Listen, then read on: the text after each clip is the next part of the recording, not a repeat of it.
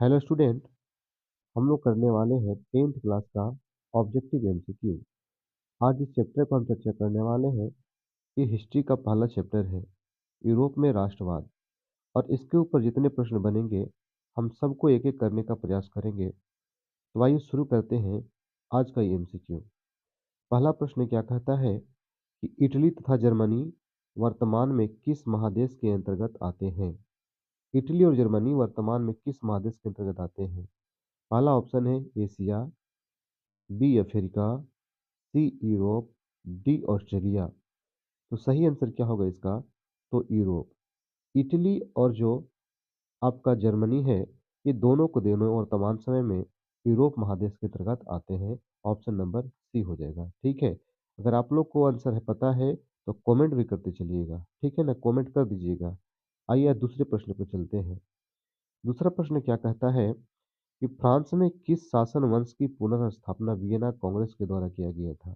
अब वियना कांग्रेस की बात किया जाए तो वियना कांग्रेस जो हुआ था ये 1815 में किया गया था। कब किया गया था? 1815 में किया गया था। ठीक है, इसके तहत एक शासन वंश की पुनर्स्थापना की गई थी। ठीक है, तो इसमें option A Habsburg, option B अछलगया वंश, ऑप्शन सी बुर्बो वंश, ऑप्शन डी जीराही। तो इसका जो सही आंसर होगा आप सबका पता होगा, ऑप्शन सी बुर्बो वंश होगा। ठीक है, और ये वियना क्या है? तो ऑस्ट्रिया की राजधानी है, जहाँ की चांसलर कौन था? मेटरनिक था, है ना।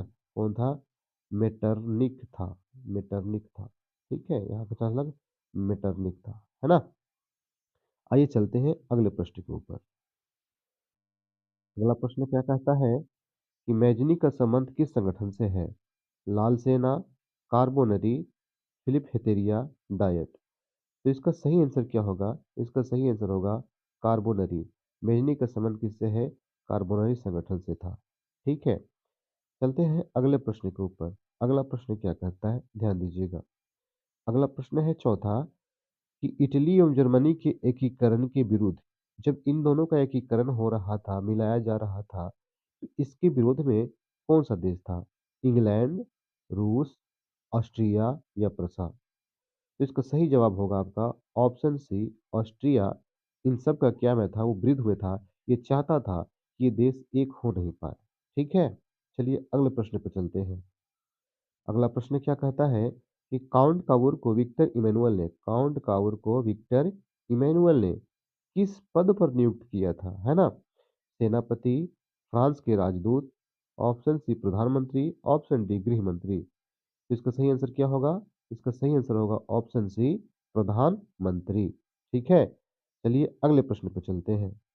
अगला प्रश्न क्या कहता है, गैरीबाल्टी पेशे से क्या था। गैरीबाल्टी पेशे से क्या था? सिपाही, पेशा समझते हैं ना। पेशा से क्या था? सिपाही, किसान, जमींदार या नाविक। तो ये 10th क्लास का अति महत्वपूर्ण प्रश्न है, जो अभी तक ऐसा एग्जाम हुआ ही नहीं जिसमें ये पूछा ही ना हो। ठीक है, तो इसको करना और स्वाभाविक है, सब बच्चों को याद भी होगा, है ना। तो इसका आंसर क्या हो जाएगा आपका? Option number D. ये क्या थे? नाविक थे, है ना। इनके पिताजी भी नाविक थे। आइए चलते हैं अगले प्रश्न के ऊपर। अगला प्रश्न क्या कहता है कि जर्मन राइन राज्य का निर्माण किसने किया था। जर्मन राइन राज्य जो था उसका निर्माण किसने किया था? लुई 18वां, नेपोलियन बोनापार्ट, नेपोलियन द्वितीय या बिस्मार्क। देखिए, तो आपको कभी भी आंसर लगाना है तो ऑप्शन बी है ना। ठीक है, यानी कि नेपोलियन बोनापार्ट को लगा देना है। ठीक है, तो नेपोलियन बोनापार्ट आंसर हो जाएगा। चलिए अगले प्रश्न पर चलते हैं। ठीक है, अगला प्रश्न है, जलवेराइन किसकी संस्था थी। जलवेराइन किसकी संस्था थी? क्रांतिकारियों की, व्यापारियों की, विद्वानों की या पादरियों की? बताइए। तो जलवेराइन जो बनाया गया था, ये खास करके आपको बनाया गया था ताकि व्यापारियों को इसमें सुविधा दिए जा सके। ठीक है, तो इसलिए आंसर क्या हो जाएगा? Option number B. क्या हो जाएगा? व्यापारियों की, है ना। चलिए अगले प्रश्न पे चलते हैं। अगला प्रश्न क्या है, कहता कि रक्त एवं लौह की नीति का अवलंबन किसने किया था। रक्त और लौह की जो नीति है, इसकी अवलंबन किसने किया था? तो आइए ध्यान दीजिए, मेजनी, हिटलर, बिस्मार्क या नेपोलियन। किसने किया था जरा बताइए। तो इसका सही आंसर क्या हो जाएगा? ऑप्शन नंबर सी, यानी कि बिस्मार्क जो है रक्त एवं लौह की नीति का अवलंबन किया था। ठीक है ना, और जब मध्यकालीन भारत पढ़ते हैं, तो इस समय एक भारत का शासक था बलवन। आप लोगों को पढ़ना है नहीं शायद? तो बलवन, है ना? तो बलवन जो था ना, ये एक नीति चलाया था, ये चलाया था लौह एवं रक्त का नीति, इसका उल्टा चला दिया था, ठीक है? चलिए ऑप्शन नंबर सी सही होगा, है ना? आगे देखिए, अगला प्रश्न है, फ्रैंकफर्ट की संधि कब हुई थी? फ्रैंकफर्ट की संधि कब हुई थी? 1864 में हुआ था, या 1861 में हुआ था, 1870 में हुआ था, या 1871 में हुआ था? तो इसका सही आंसर क्या हो जाएगा? 1871 में फ्रैंकफर्ट की संधि हुआ था। आगे चलते हैं। देखिए अगला प्रश्न क्या कहता है, नेपल्स की क्रांति कब हुई थी? नेपल्स की क्रांति कब हुई थी? 1821, 1822, 1823 या 1820? सही आंसर क्या होगा? कमेंट कर दीजिएगा आप लोग ज़रा, ठीक है ना? तो सही आंसर क्या हो जाएगा? 1821 हो जाएगा, है ना? 1821। चलिए अगले प्रश्न पे चलते हैं। अगला प्रश्न है, चार्जशीट आंदोलन कहाँ हुआ था? फ्रांस में, ऑस्ट्रिया में, हंगरी में, इंग्लैंड में? तो इसका सही आंसर क्या हो जाएगा? ऑप्शन नंबर डी हो जाएगा, है ना? ऑप्शन नंबर डी हो जाएगा, यानी कि इंग्लैंड में हो जाएगा, ठीक है? कहाँ होगा? इंग्लैंड में होगा। चलिए चलते हैं अगला प्रश्न पे। अगला प्रश्न है, यूनान को स्वतंत्र राष्ट्र घोषित कब किया गया था? यूनान जो है उसको स्वतंत्र राष्ट्र कब घोषित किया गया था, है ना? 1835 में, 1832 में, 1842 में या 1932 में? तो इसका सही आंसर क्या होने वाला है आपका? ऑप्शन नंबर बी हो जाएगा, है ना? यानी कि 1832 में यूनान को स्वतंत्र राष्ट्र के रूप में घोषित किया गया था। आइए चलते हैं अगले प्रश्न के ऊपर। क्या कहता है कि कार्बोनरी संगठन किस वर्ष बना था? कार्बोनरी संगठन जो है ना, वह किस वर्ष बनाया गया था? बताइए। 1832 में, 1830 में, 1810 में या 1920 में? तो इसका सही आंसर क्या होने वाला है? ऑप्शन नंबर सी, 1810 में कार्बोनरी संगठन को बनाया गया था। ठीक है ना? आइए देखिए, एड्रियानो-पुल की संधि कब हुई थी? एड्रियानो-पुल की संधि कब हुई थी? मोस्ट इम्पोर्टेंट प्रश्न है, जो बार-बार एग्जाम में आते रहता है। ठीक है? तो 1828 में, 1820 में, 1822 में या 1829 में? तो इसका सही जवाब क्या होगा आपका? ऑप्शन नंबर डी, 1829 में एड्रियानोपुल की संधि हुई थी। ये हुआ था तुर्की और रूस के बीच में हुआ था, तो इसको आपको कन्फर्म याद कर लेना है, ठीक है ना? किसके बीच हुआ था? तो तुर्की, है ना? तुर्की एवं रूस के बीच में हुआ था। इस बात को आप नोट कर लीजिए, तुर्की एवं रूस के बीच में हुआ था, ठीक है? आइए अगला प्रश्न है, एड्रियानो-पुल की संधि किन 2 देशों के बीच हुई थी? एड्रियानो-पुल की संधि किन 2 देशों के बीच हुई थी? जैसा कि आपने अभी देखा, हम बताए क्या? तुर्की और रूस, तो कहाँ है? ऑप्शन नंबर बी में, ठीक है? तुर्की और रूस के बीच में हुई थी। चलिए, अगले प्रश्न के ऊपर चलते हैं। सेडोन का युद्ध, है ना?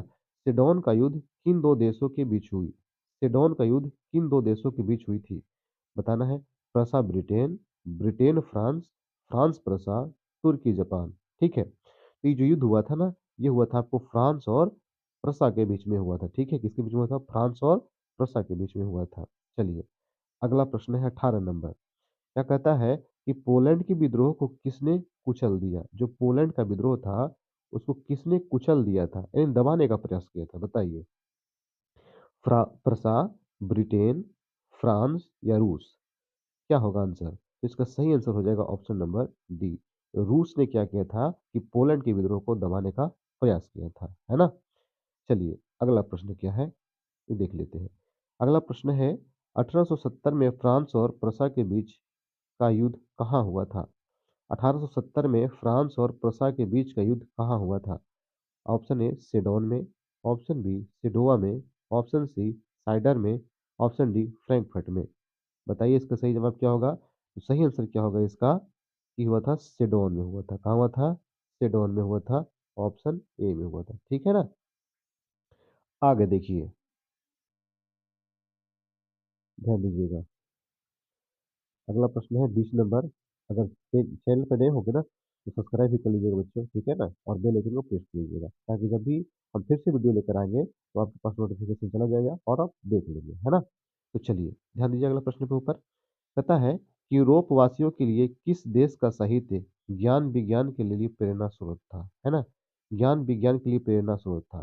तो यूरोप के लिए आज से नहीं, प्राचीन काल से ही चला आया रहा है, ठीक है ना? उसके लिए यूनान जो है ना, यूनान, जहाँ के महान दार्शनिक अरस्तु हुआ करते थे, प्लेटो हुआ करते थे, वो ज्ञान विज्ञान के लिए प्रेरणा स्रोत बना हुआ है ना? तो ऑप्शन नंबर क्या हो जाएगा?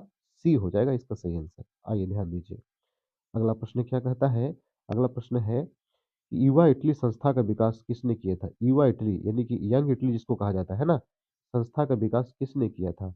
बिस्मार्क ने, मेजनी ने, गैरीबाल्टी ने, नेपोलियन ने। तो इसका सही आंसर क्या हो जाएगा आपका बताइए? कौन किया था? तो मेजनी किया था, है ना? यंग इटली का स्थापना किसने किया था? मेजनी किया था, ठीक है? आइए ध्यान दीजिए, अगला प्रश्न चलते हैं। अगला प्रश्न है, बिस्मार्क क्या था? बिस्मार्क क्या था?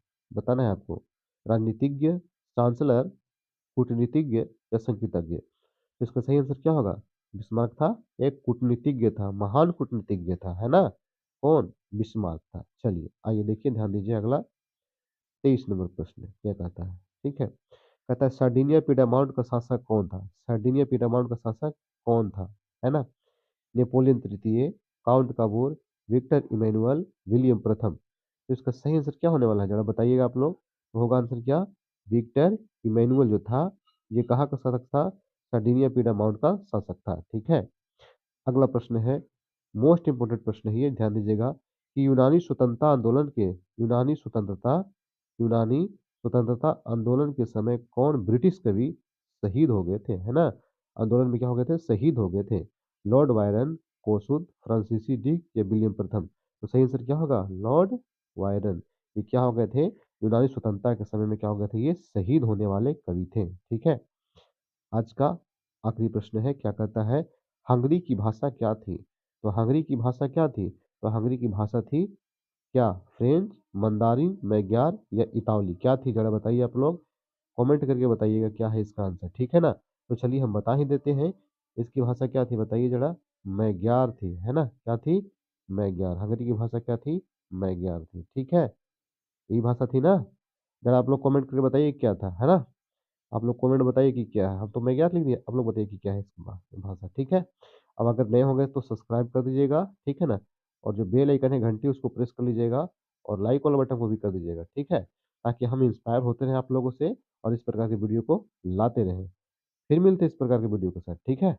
तब तक के लिए जय हिंद, जय भारत। धन्यवाद।